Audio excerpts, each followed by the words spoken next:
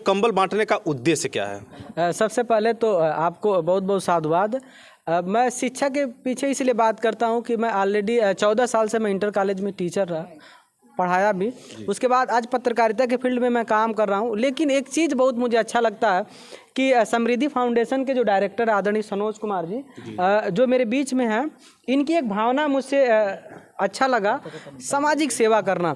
साथियों, अक्सर देखने के लिए मिलता है कि लोग आते हैं गांव में, राजनीति की चीज़ें जब आती हैं, जब चुनाव आता है तो लोग आते हैं, कंबल बांटते, बहुत सारी तमामन चीज़ें देते हैं।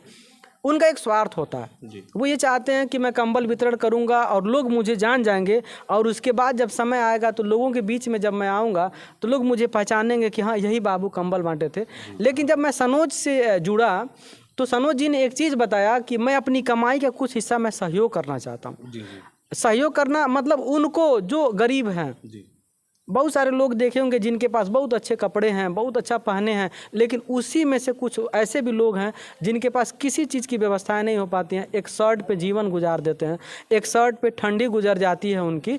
तो ऐसे जो लोग हैं उनके बारे में अगर कोई सोचता है तो समृद्धि फाउंडेशन और आदरणीय सनोज जी, इसीलिए मैं इनके साथ हूँ। और ये भी मैं कहना चाहता हूँ लोगों से, गरीब होना ये कोई ऐसी बात नहीं है कि मैं गरीब हूँ, लेकिन गरीब होकर के मर जाना ये बहुत शर्म की बात है। और गरीबी में अपने बच्चे को पढ़ा करके बड़े स्तर पे ले जाना ये बड़ी सौभाग्य की बात है। इसीलिए हम लोगों के बीच में कंबल बांट करके उनसे जुड़ते हैं, एक पारिवारिक रिलेशन बनाते हैं। जब उनसे हम जुड़ जाते हैं तो उन्हें हम एजुकेशन को लेकर के, जल के ऊपर हम समृद्धि फाउंडेशन के द्वारा जा करके उनको जागरूक करते हैं कि आप अपने बच्चे को पढ़ाइए। शिक्षा एक ऐसा हथियार है जो हम पढ़ेंगे, अपने आने वाली जितनी भी पीढ़ियाँ होंगी उसको भी सही करेंगे। और हमारे माँ बाप अगर गरीब हैं, कमज़ोर हैं, तो उन्हें हम बेहतर जगह पर हम ले जा सकते हैं। अच्छा सर, ये जो आपका संस्था है ये किस किस क्षेत्र में काम करता है? अभी हम लोग जो है जो सनोज जी की टीम है, जिसमें मैं भी हूँ, आदरणीय चंद्रा जी भी हैं, और हमारे साथ एक संगठन माननीय कांसीराम संघर्ष समिति, हम लोगों की जो मेन थिंकिंग है, सबसे पहले अभी आज सहयोग की भावना से हम लोग काम कर रहे हैं। उसी में से जो हम लोग कमाते हैं, अपनी ही कमाई का कुछ हिस्सा हम लोग निकाल करके सनोज जी के साथ काम करते हैं। और उसमें मेरा मुख्य उद्देश्य यह है कि एजुकेशन के ऊपर काम करें। साथियों, आप भी देखे होंगे बहुत सारे लोग, किसान के बेटे हम सभी लोग हैं, किसी व्यक्ति को देखते हैं कि अगर वो इंजीनियर है तो हमारे गांव के पूरे लोग ये सोचते हैं कि वो इंजीनियर कैसे बना, और उसको ये ना जान करके केवल इंजीनियर बनने का ख्वाब देखने लगते हैं।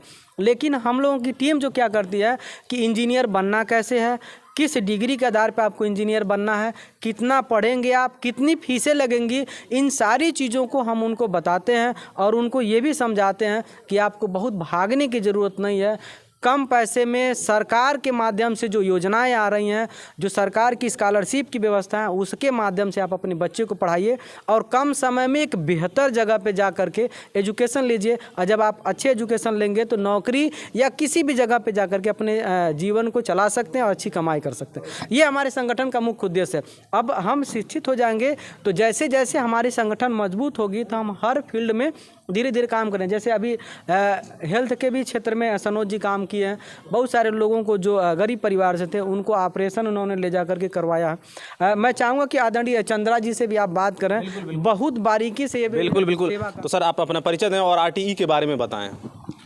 मैं गिरीश कुमार चंद्रा एडवोकेट, वर्तमान में उपाध्यक्ष हूँ बार एसोसिएशन चौरी चौरा का और अध्यक्ष हूँ माननीय कांसीराम संघर्ष समिति गोरखपुर का।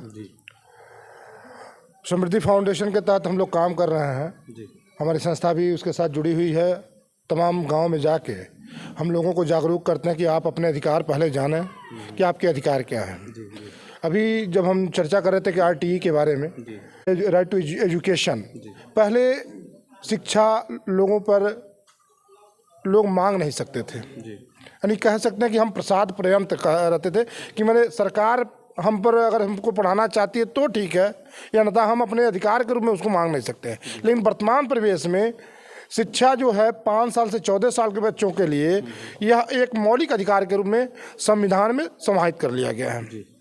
सन 2002 में उस समय तमाम मांग उठी कि इसको संशोधन कर दिया, तो आर्टिकल 21A संशोधित करके लाया गया और उसमें जो आर्टिकल 49 के तहत शिक्षा नृत्य निदेशक तत्व को में रखा गया था उसको मतलब मौलिक अधिकार के रूप में समाहित किया गया और ये कहा गया कि जो 5 साल से लेके 14 वर्ष के बच्चे हैं उनको अनिवार्य रूप से शिक्षा दी जाएगी, वह मुफ्त शिक्षा होगी। लेकिन सरकारों ने संशोधन तो कर दिया लेकिन इसका प्रचार गांव तक नहीं किया और इसका नतीजा ये हुआ कि आम जनमानस जो है, जो गरीब तबके के लोग हैं, उनको जानकारी नहीं हुई और वह अभी भी उसी मुफलिसी की ज़िंदगी में जी रहे हैं, अपने बच्चों को पढ़ा नहीं पा रहे हैं।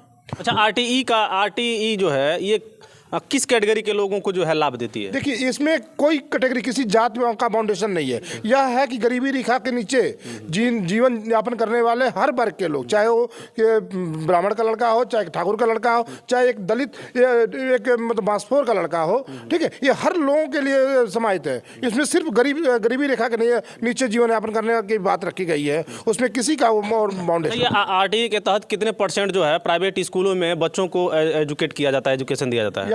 25% जो एडमिशन होंगे वो आरटीई के तहत होंगे। ये सरकार का रूल रेगुलेशन के साथ दिशा निर्देश है प्राइवेट कॉलेजों को। तो ये कैसे, जैसे मान लीजिए जो गांव के लोग हैं ये तो जान गए आरटीई का ये मतलब ये होता है, लेकिन ये लोग करेंगे क्या कि जो उसका लाभ ये लोग ले सकें? इनको जानने के लिए या तो अपने ब्लॉक पर जाके एडीओ पंचायत से संपर्क करें, या एडीओ पंचायत एडीओ समाज कल्याण होते हैं उनसे संपर्क करें, या अपने जिले पे जिला समाज कल्याण अधिकारी के ऑफिस जाएं, वहाँ से फार्म आता है, लगभग हमको लगता है अक्टूबर-नवंबर में फार्म आता है, ठीक है, वो फार्म लें, वो जो उसकी कंडीशन है, जैसे जाति प्रमाण पत्र हुआ, इनकम सर्टिफिकेट हुआ कि आप गरीबी रेखा के नीचे हैं या नहीं है, गरीबी रेखा का अगर गांव में है तो 46,080 रुपये की से नीचे की आय होनी चाहिए, शहरी क्षेत्र में तो 56,000 कुछ रुपये की आय होनी चाहिए, तो उसके नीचे का आय प्रमाण पत्र लगाइए, फिर आधार कार्ड लगाइए, ठीक है, फोटो लगाइए, लड़के का आधार कार्ड लगाइए, लगा के फॉर्म भर के अप्लाई कर दीजिए। किस क्लास में लड़के को एडमिशन होना है आप अप्लाई करेंगे।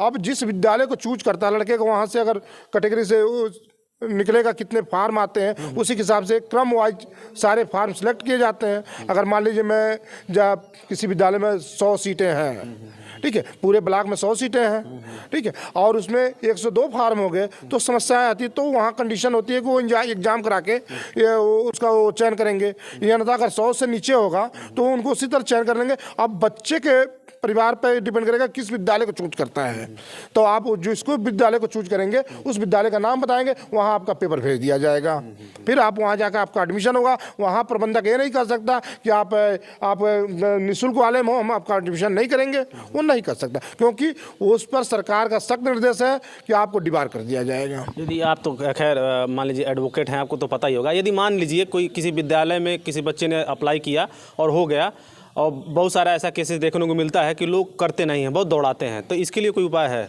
बिल्कुल, आप सीधे सीधे उस फार्म में साफ से सख्त निर्देश के साथ आता है कि अगर कहीं भी कोई भी प्रबंधक गलत तरीके से पैसा वसूलता है, वसूलने के लिए बात करता है, आप सीधी उसकी सूचना समाज कल्याण अधिकारी को दें, या अपने जिलाधिकारी को दें, या नज़दीकी एसडीएम को दे दें। उस आप वो जब भी आप देंगे तुरंत उस पर कार्रवाई हो जाएगी। कंडीशन है, मैं बता दूं आपको, उसमें कंडीशन है कि जिस स्कूल के पास आप जाएंगे तो वो आप समाज कल्याण जा करके आप पूछेंगे तो आपको इस स्कूल की एक लिस्ट मिल जाएगी। आपको उस क्षेत्र में जो स्कूल है वहीं आप एडमिशन करा सकते हैं, और वो लिस्ट आपको जारी की हुई है, ठीक है, क्योंकि उस लिस्ट के अलावा आप जिस जो स्कूल है उस लिस्ट में नहीं है वहाँ आप एडमिशन नहीं करा सकते, तो वहाँ पर जा करके आप पता कर लीजिए, वो उसकी लिस्ट है पूरी, उस लिस्ट के माध्यम से आप एडमिशन करा लेंगे। चलिए सर, बहुत बहुत धन्यवाद। और आपको बता दें कि इस कार्यक्रम के माध्यम से जो आरटीई के बारे में जानकारी सर के द्वारा मिला है, गांव के लोगों को इसके बारे में जानकारी नहीं है और वो लोग बढ़िया शिक्षा एजुकेशन से वो लोग वंचित रह जाते हैं। तो आप लोग आरटीई के बारे में अब तो यूट्यूब पे, गूगल पे आप सर्च करेंगे, बहुत सारा इन्फॉर्मेशन मिल जाएगा,